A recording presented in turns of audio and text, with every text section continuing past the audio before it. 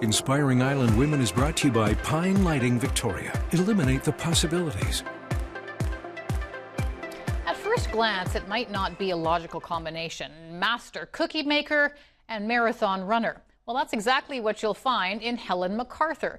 She's also a wife and mother of two. She even rescues and rehabilitates ponies along with her family on their Metchosin property.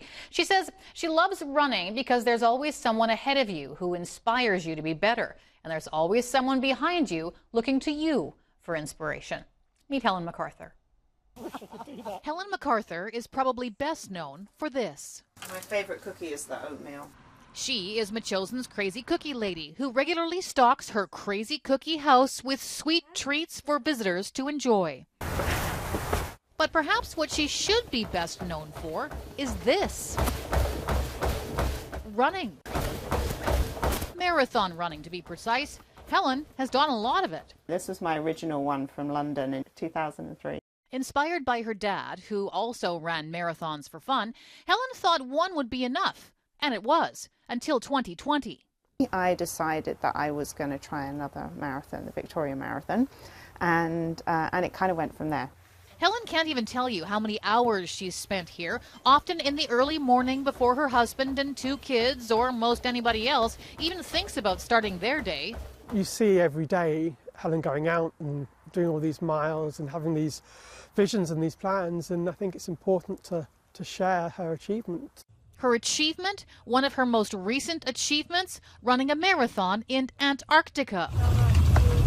Though Helen was really sick, conditions were near perfect. A balmy -10 degrees, and maybe more important and unusual, there was no wind. I was very, very lucky with the weather. It was the terrain that really kind of threw me because I wasn't used to being in Victoria. I wasn't used to running on like the snow and the ice.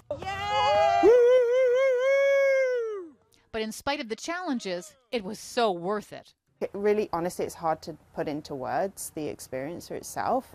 It was truly like just epic. Like it was just something you just can barely imagine yourself doing. You've really smashed it. You've done really well. Tired and ill as she was, 2 days later, yes, just 2 days later, she ran another marathon in Chile. It's all part of a bigger plan.